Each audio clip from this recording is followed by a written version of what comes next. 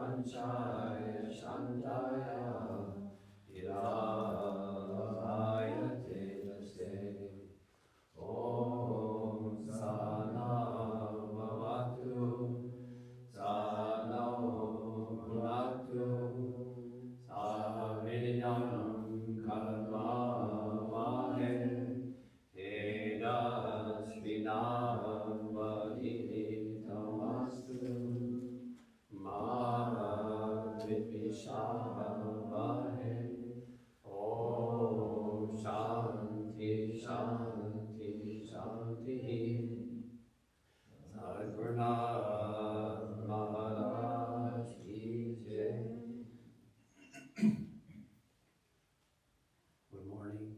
Good morning, everyone, and welcome to our Sunday morning Satsang here in Walden in late October. A beautiful day, and some interesting things to talk about today in regards to Shiva Shakti and sadhana. I want to welcome everyone that's watching virtually. And contemplating with us. I pass out two sheets. One is the 7th verse from Shankaracharya Sundarya Lahari, which is one of my favorites, called the full form of the Devi. So if you're watching this after the fact, or even at the time, if you're at home, you can pull out your copy of Sundarya Lahari, whatever version you might have, and go to verse number 7. But prior to that, there's something else that caught my eye recently.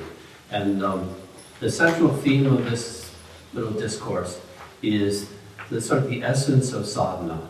It's always, for me, it's always been really important to really understand what we're doing. You know, not just in meditation, but all the time. But what awareness, maintaining awareness, or really becoming more aware, becoming more alert, becoming more present, is emphasized in all spiritual practices, no matter what the concept of the goal is. Awareness seems to be the basic, most important part of sadhana, just to become aware. Who is aware? What is awareness? What are we aware of? And what does that do to our mind? How does it transform, purify the mind? Just by becoming aware. And can we become aware of the underlying reality that's talked about in Shiva Shakti, in Sundari Lahari, that Sri Shankaracharya has painted so beautiful pictures, images of us, allowing us to imagine pure consciousness with a form. And then at the same time realizing, understanding that everything that we perceive, including ourselves, including our senses, including our mind, that everything is this scintillating, blissful, conscious, compassionate consciousness in which we are being sort of held in and embraced. And that's what this verse number 7 does for us. He paints a picture of the goddess, and it's form of the mother, Lalita Ambika, which is the same image that we see portrayed in the Lalita Sahasranam. So it's that same image that comes from the Puranas. And hundreds of years later, Shankaracharya is bringing that image up and invoking it in our minds in a beautiful, poetic, artistic way. So we're kind of going beyond logic in a way, beyond the intellectual mind, into awareness itself, into poetry, into imagination, into going beyond the mind, and going into feeling, going into what they call bhavana. This is a major part of the philosophy of Kashmir Shaivism, the feeling of the principle of bhavana, feeling, invoking something that's actually present, but we may have forgotten. Invoking something that's real, it doesn't seem real at the time, but by invoking it, and especially through the use of mantra, which is sort of even though it's words, it's syllables, it's non-intellectual. Mantra, the secret of mantras, it is the very essence of consciousness. It is the I consciousness of Shiva that's expressed as mantra. So the idea is we can trace our consciousness back by the practice of mantra. A couple of weeks ago, Sri Lavarji, Anand Lavarji, the Brahmin priest that was here for a month or more, gave a discourse, all in Hindi for an hour, and then, of course, you were here. If you were here, you know, then Vinay gave a concise, very accurate translation of his talk. And then the essence of the talk was about mantra. And he said, mantra is the antidote, is the medicine that will cure the disease of worldliness.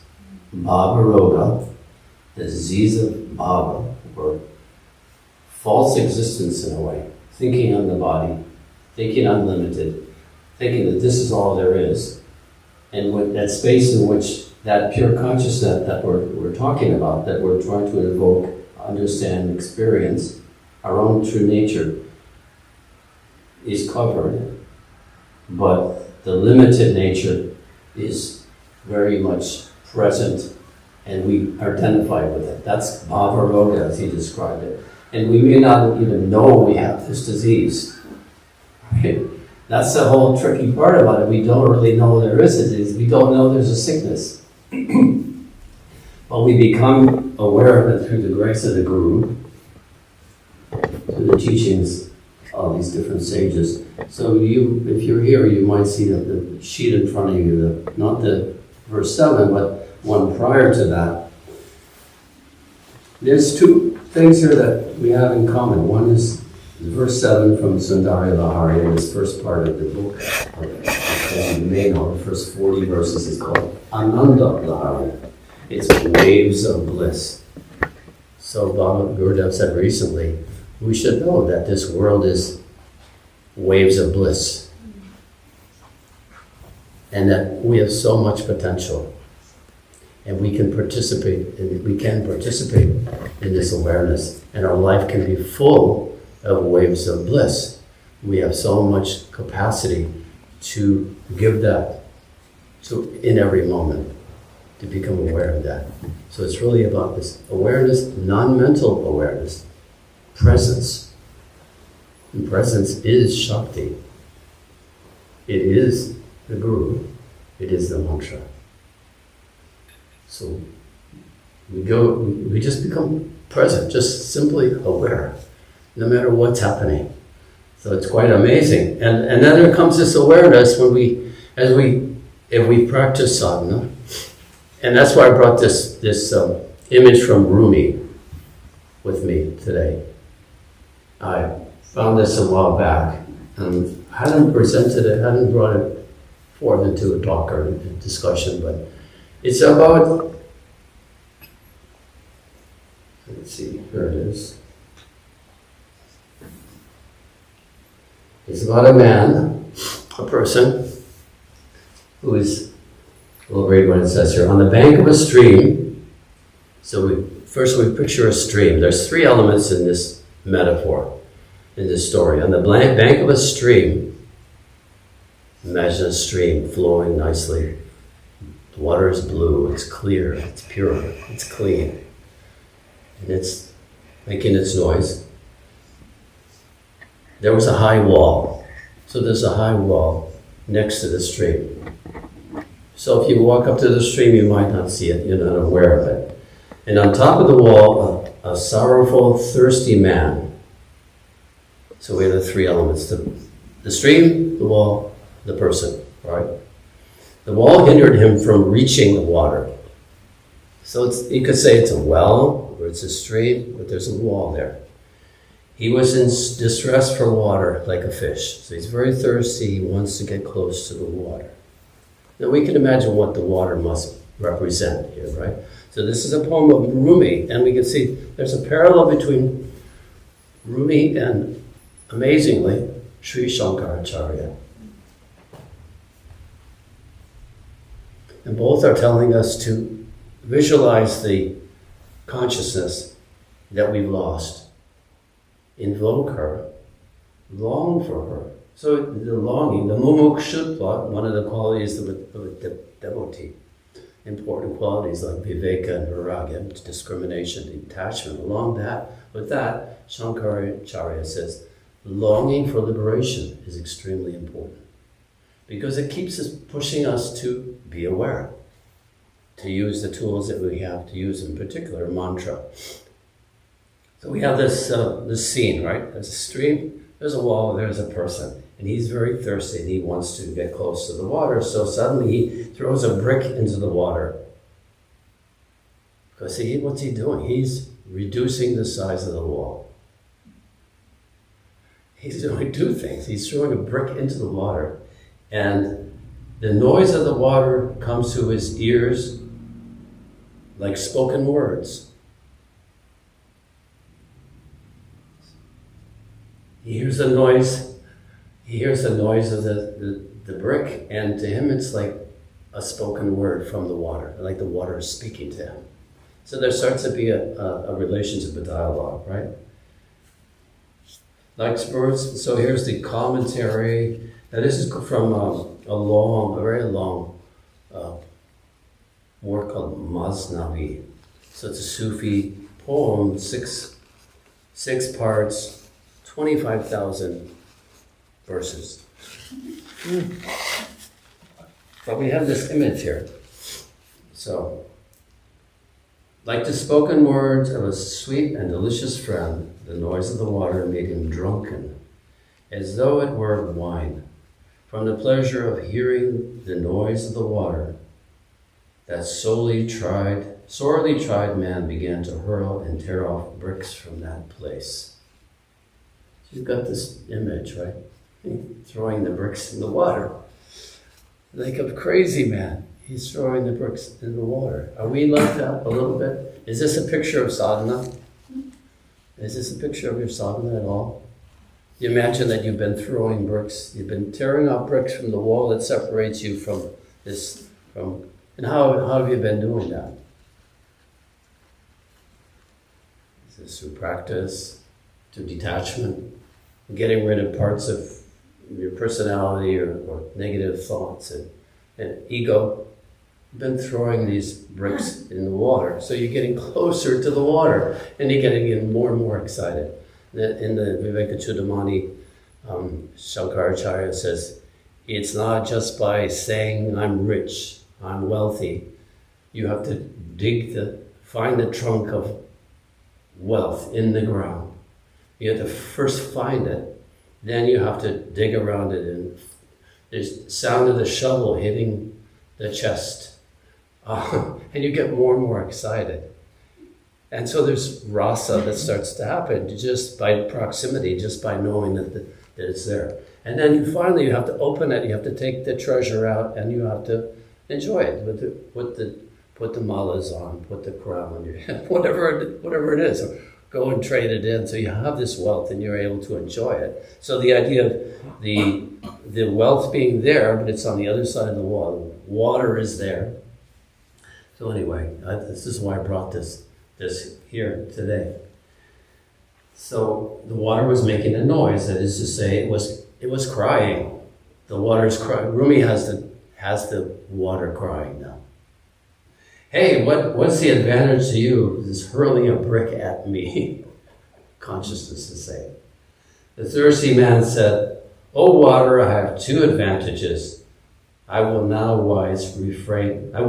refrain from this work of throwing bricks in the water. The first advantage is my hearing the noise of the water, which to a thirsty man is melodious as," it says, Rebeck. I don't know what Rebeck is here, but it's very melodious. And so hearing the sound of the water. So what is that to us? Anybody here in the room? Have you heard the sound of the water? Yes, I've heard the sound of the water. I was in the forest yesterday.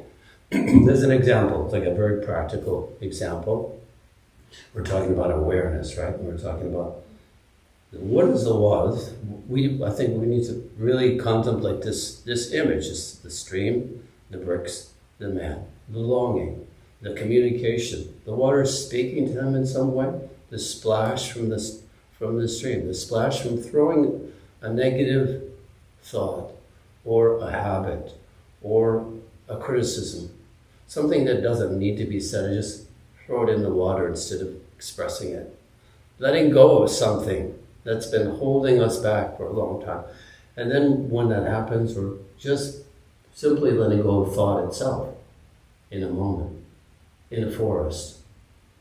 Going there, trying to contemplate this particular subject, going for a walk into the forest, noticing that the path has been mowed nicely. There, and looking and see, there's the lake. Oh, it's not much water in it. So the mind is then becoming more and more still. I'm aware of the canopy of the trees in the forest, the cover. And then a bird flies, and I hear the sound of the owl.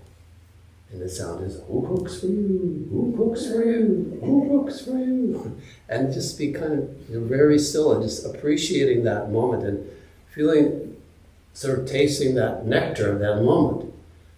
And that's the water, right?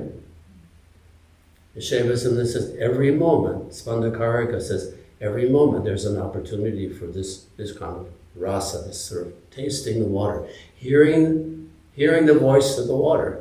Why are you throwing bricks at me? The water must know why bricks are being thrown, right? So the obstacles are this attachment to our wrong understanding, right? Quite a good thing. So just for a minute, let's first visualize the water, the stream, and what that means to us. And maybe it's of the form of love. Maybe it's our own pulsation of consciousness within us. It's Shiva Shakti. that water that's nurturing us, keeping us alive. Become more and more deeply aware of that. Perhaps it's even Kundalini Shakti. It's the consciousness that Baba says is creating, sustaining, dissolving. The 5 functions going on consistently, continuously, is the mind itself. That water, that nectar.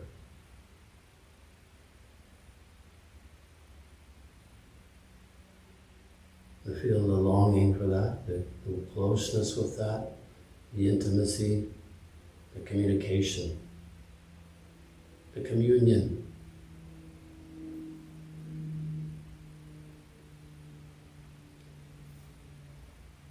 And we could think what the brick must be. What is Rumi meaning when he says, throws a brick in the water, and all the bricks have become a wall. And we want to allow that wall to, brick by brick, we throw the wall into the water.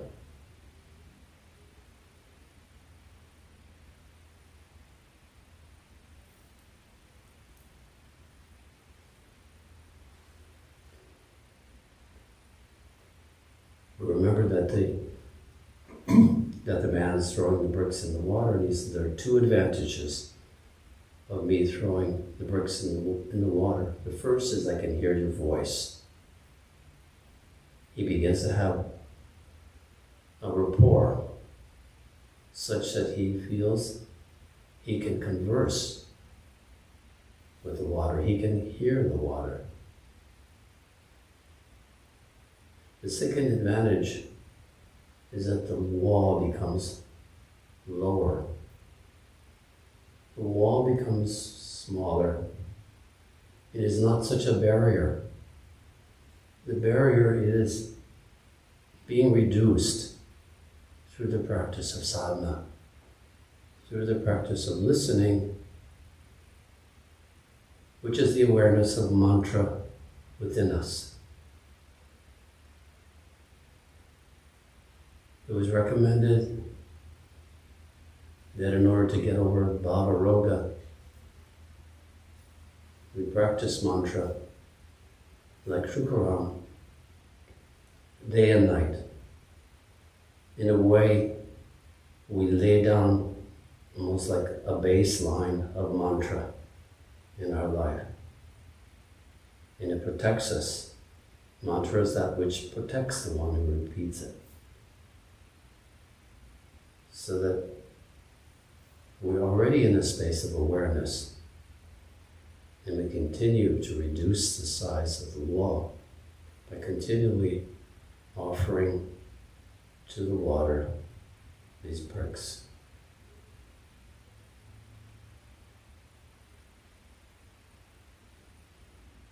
The Yoga Sutra says, Abhyasa Vairagya Tan Nirodha. Through practice, which would in this case would be awareness of the water, hearing the water, hearing the Shakti, the Devi. And the Vairagya, or detachment, would be offering everything, every action, as Larry said last week. Every action, everything that happens becomes an offering to the Devi. Everything is offered in every moment. It's non-intellectual. It's just becoming aware. Not getting swept away, but staying focused. And the mantra keeps bringing us back. And then thirdly, we have visualized the water. We have understood or contemplated the bricks and the wall. So this size of the wall is reduced through our sadhana, which we have practiced for years. We want to not add new bricks to the wall.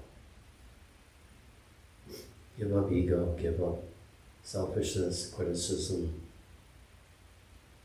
Keep focused, keep open, and the wall stays calm. We could say the wall is karma. You remember, Laraji said there's two types of karma: what we come in this life with, and what we continue to create. Keep sustaining this bhava roga, the disease of worldliness. Reduce that karma by creating good karma and all the good qualities. The Buddha is always simply telling us to perform, to embody. So thirdly, we can visualize the third element of the metaphor: the stream, the bricks in the wall, and the seeker who longs for the water. So what is it within us? Who is that seeker?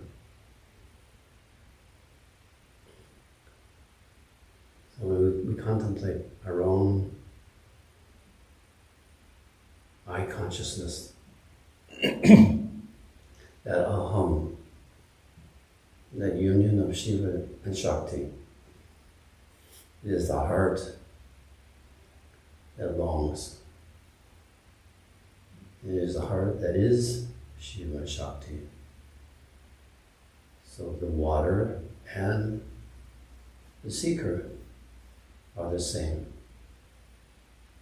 So simply by removing the obstacles to that awareness, we achieve direct contact. We realize we're never out of contact. We can just have that communion and enjoy that. And live in that awareness. So Rumi has presented us with a beautiful metaphor that we can continue to contemplate.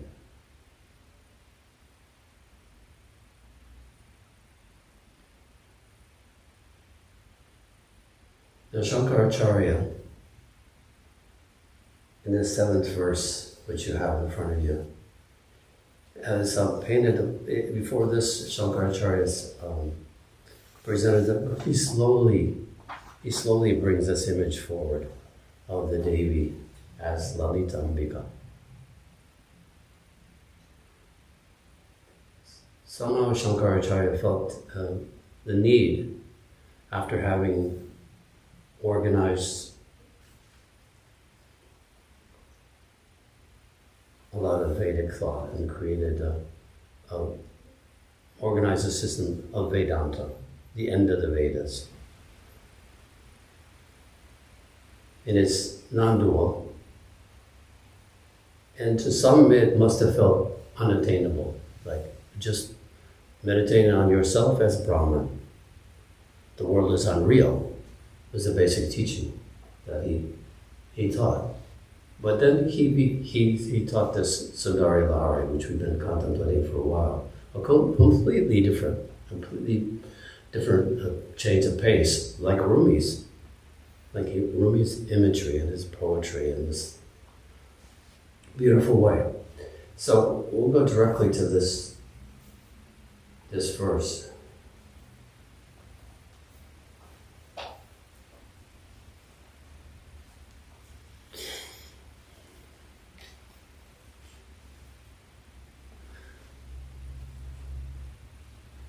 You have it in front of you. You might already have the book open if you're at home. Verse 7. So we'll sing this like we do sing the Shiva Shaktya Yukto verse over and over again, and many of us have memorized that. And what I found this actually, frankly, to be the most potent, powerful way of invoking consciousness. Because when I meditate in the morning, I go through a number of things that have become important to me over the years. And certain repetitions, and then my goal is to become very still, this feeling of speaking to the water as a way, becoming in a state of communion or stillness and awareness. And I've found that the Sundarya Lahari, the verses that I've chosen to focus on and memorize, and the reason I memorize some things, I'm not a Sanskrit scholar, but I managed to memorize a few things over the years. And I found that then when they're in your consciousness, they can help you to go deeper, let's say. So you'll see with this verse how powerful this is, with the imagery, the sound of the mantras, and actually the idea is that in the Sundarya Lahari and Lalita Sahasranam, there are mantras embedded in these verses. So it's not just poetry, it is actually mantra. And I think that's why it has so much effect. As you're repeating that, you're actually not unknowingly repeating bija mantras to different deities. So very, very powerful. And that's one of the secrets of the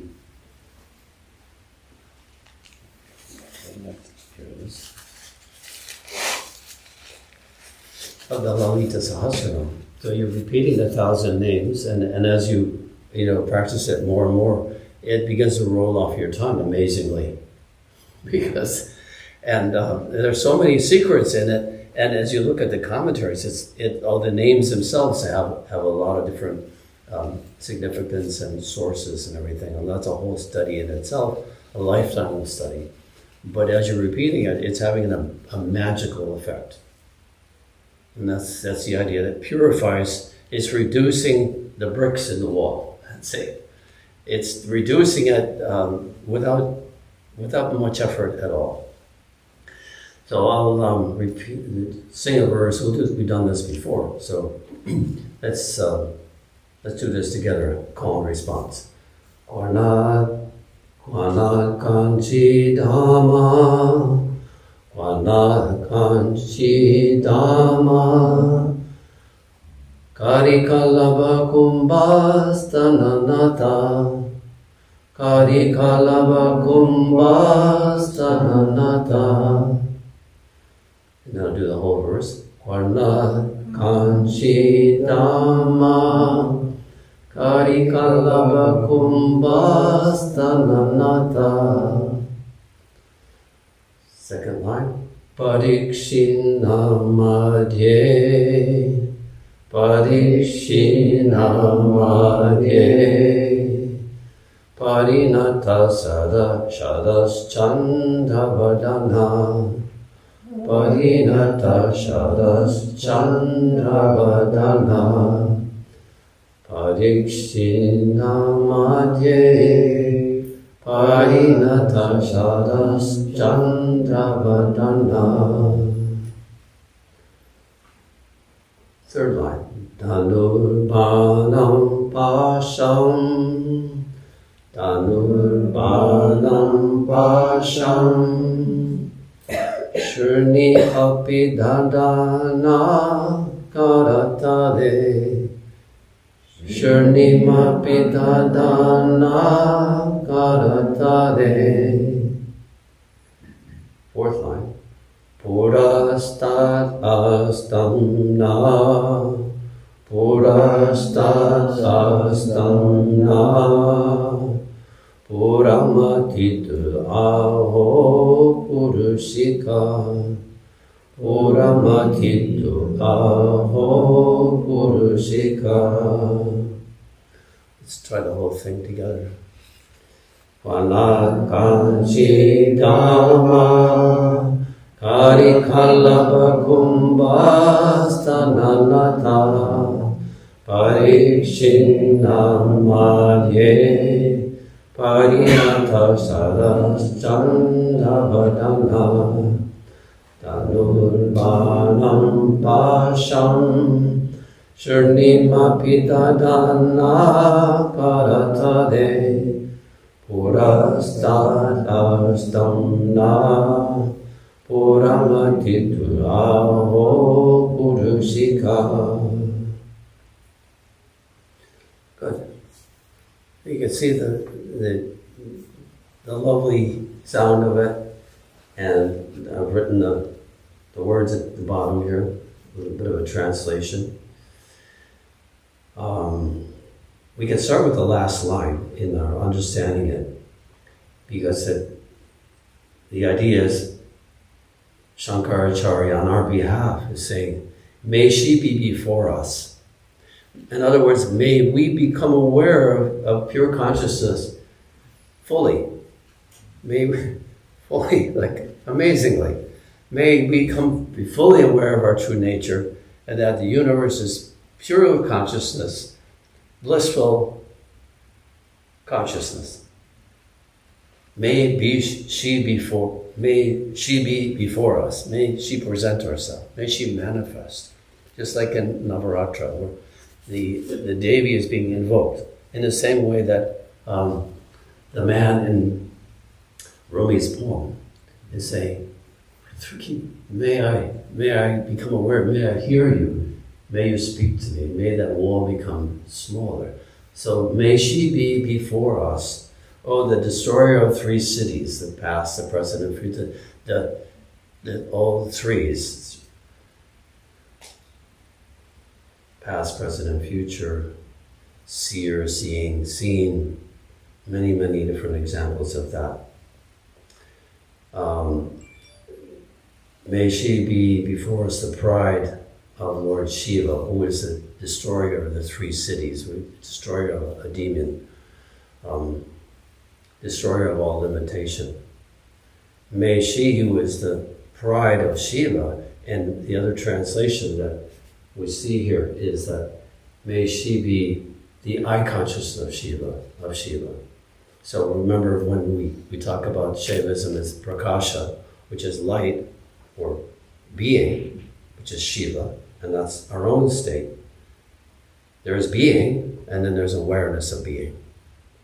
And that awareness of being is our activity, and our perceptions, and our thoughts, and everything. So everything, it's like there's Shiva, and then there's Shiva's body.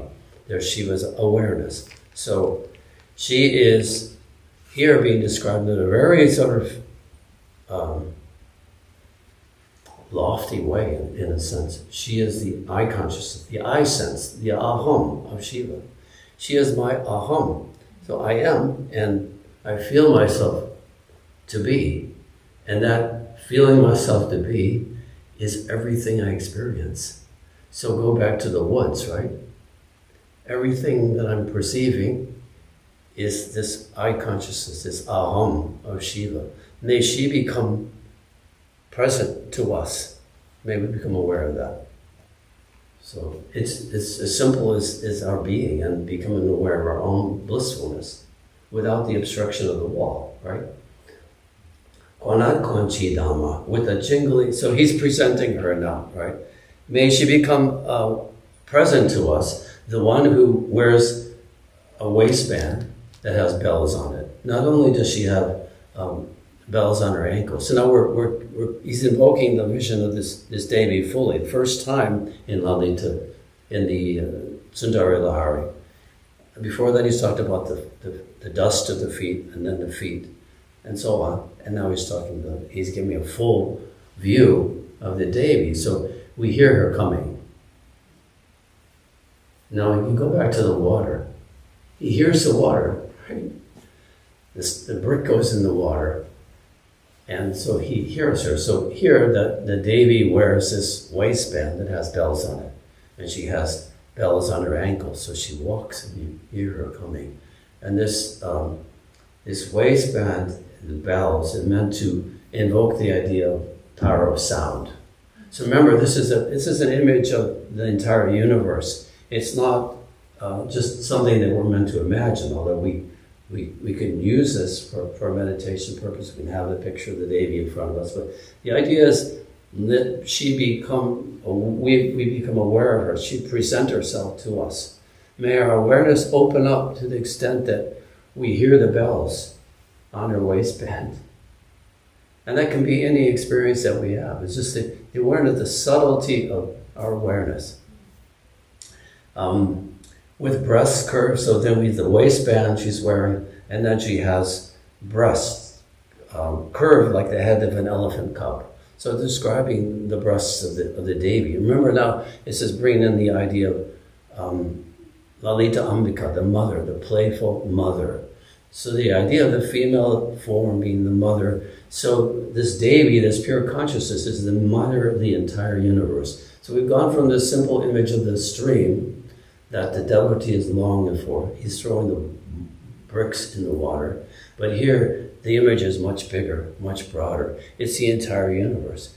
It's the sky, it's the mind, it's the earth, it's the air, it's the water, it's the fire, it's everything. It's in the chakras of the human body. It's from the highest to the lowest. That Devi, that Shiva Shakti has become everything. Let us become aware of that. That's all he's saying. And here he's invoking this image. First he says the bell, you can hear it. It's the power of sound.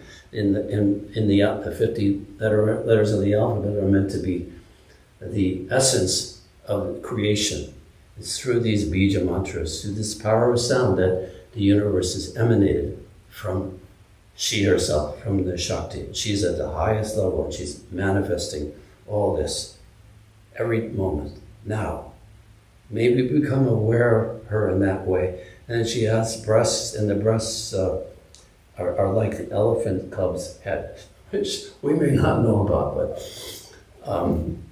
it brings to mind Lord Ganesh, the son of Parvati, right? So it brings to mind her motherhood and Ganesh, a remover of obstacles as well. So we're getting this image, right? Waistband, motherly quality. She's the mother of the entire universe, not just our mothers, but all of our mothers from all the lifetimes that we've had, all the creatures in the universe, all the time, all the space. She's the mother of everything, the mother of all the gods, all the goddesses, all the functions of the universe, all the time, the past, the present, and future, everything. She's the mother of that. Parikshina Madhye, she has a slender waist. So we're getting this picture, right? We just piece these things together like we did the stream, the wall, the image. So we got the picture of the Devi here. So and now it's saying she has a slender waist. So she's big breasts, slender waist, wearing the waistband. And we, the printer wasn't as black ink, so we couldn't really get I would have printed the picture, but you can find it in this book. You can find the image. That's the same image that's presented in Lalita Sahasranam. In the beginning, the dhyana shlokas, the meditation verses in the beginning that we every time we repeat, we chant the Lalita Sahasranam, presents this image. So Shankaracharya brought that same image into his poetry. She has a slender waist, and the commentators say, okay, the mother has she is the mother, right? So important image, the most important quality is she's the mother of the universe. Slender waist, maybe big hips. She's able to hold their children. Like, a mother, all the mothers here can know that you hold the kid on your waist, right? Maybe more than one kid. Maybe all the children of the universe are held on the waist of this divine mother. Fantastic. And then we go, what does her face look like? What's her face like? He chooses the moon as an image. The moon is cooling, the moon is beautiful. We could see the moon this morning. 14th phase of the moon, which is just about gone, just about, close to the sun that we couldn't barely see it. There's only that moment, maybe 20 minutes in the morning, which you can see the moon, because it's just a little smile, just a little sliver. And it was just over Lord Shiva in the morning, and the Nataraj here, with the Venus right below it. Now I look for this because I see, become aware of the phases of the moon. And those are really hard to see. The 14th phase of the moon is so small. You have to look for it just before the sun rises. Because if it gets a few more minutes, it's too much light. and you don't see it anymore. And if there's clouds, you don't see it. But I looked out there, or just looking at Lord Shiva before coming into the hall, and there it was. Just below it was Venus. So Venus and the moon, both feminine principles in Jyotish, in the sky, in nature, right? So he chooses the moon to describe her face, because it's the moon, the character of the moon is the cooling and nurturing, and it's meant to represent soma, nectar. So it's the nectar that drops from the Sahasrara into the, all those kinds of things from the Kundalini teachings.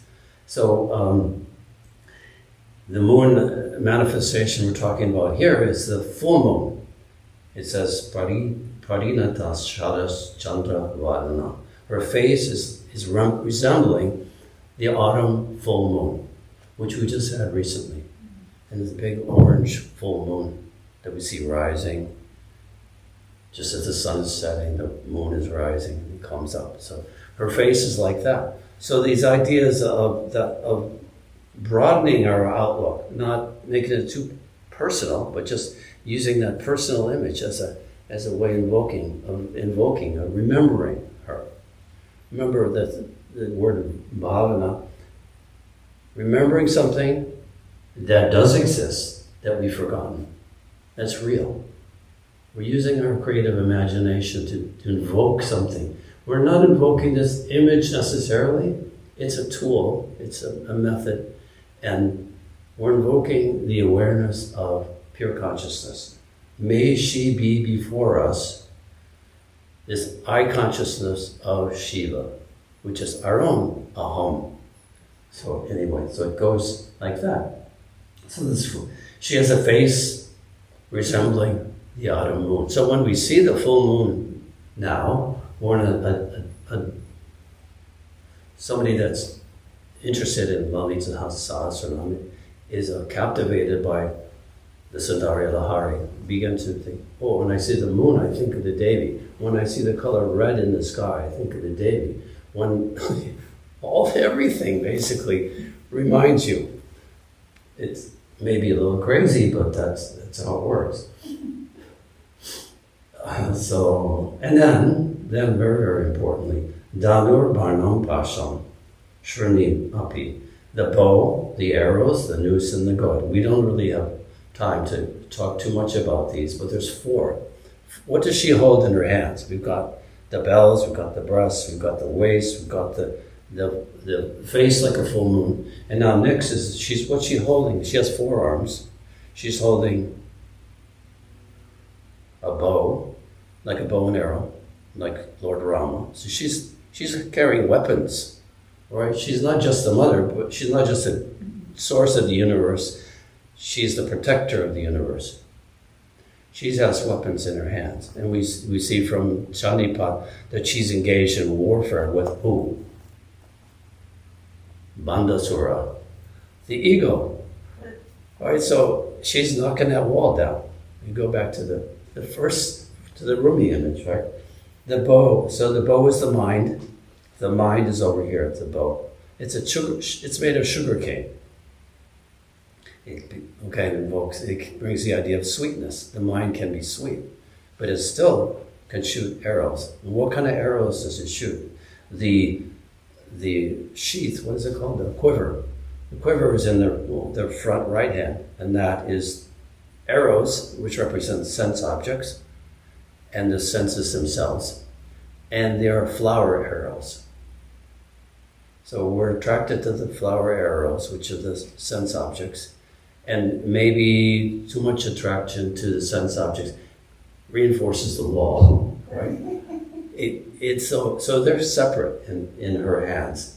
And then what's really being invoked here is a whole experience of life, of individuality. We have the mind, we have the senses, and then we have in the back left hand, we have a noose. So she carries a noose. And the idea is that attachment to external things is like a noose that drags us to future births. Remember the idea of karma, right? You're either reducing your karma, reducing the wall, or you're increasing the karma, and Lord Yama gets you one more time. That's the idea. So he has a noose. But the inverse of that is, as we begin to understand, as she begins to present herself before us, then the noose is her drawing us and under her protection and her love. And we begin to hear the stream, begin to be aware of her all the time. So this is the idea that's being invoked here. There's a lot of contemplation. And then there's the other thing is the goad, the elephant goad. So we have attraction, which is the noose, right? Or desire, or longing, whatever, like. And then there's the goad, which is not getting what I want. So it's attraction and aversion, love and hate. So this is the world, right? I like something, I don't like things. I don't like not getting what I like. You know, it's all this like that. So it's depicted as an elephant goad. We might have gone through this before, but it's got a little hook on it. The elephant trainer hooks it onto the elephant's ear, pulls him in a certain way, and hopefully he goes that way. But the idea is that the mind is like an elephant in rut. It's difficult to control. So the Devi wants to control the mind. Bring the mind in, throw the bricks in, reduce the size of the wall, bring us into containment in here, and focus on her. Because she is the essence of all. So this is the whole play of consciousness, the whole play of the Devi. Limitation and freedom is in the mind, right? It's all due to the quality of the mind. So again, this is all back to purifying the mind. So she holds those in her hands. That's the idea. Now, if you go to verse 7, there's a lot of nice commentary on this, and there's more. But these are two very powerful images that kind of tell the same story. The stream, the brick wall, the man longing, and then this image of the Devi in all her glory. And may she be before us. May we understand that. May we know that.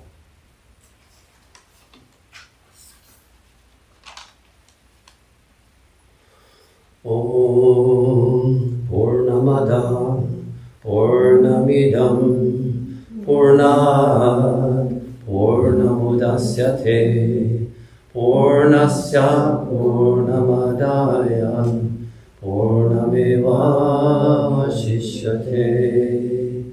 Om Shanti Shanti Shanti.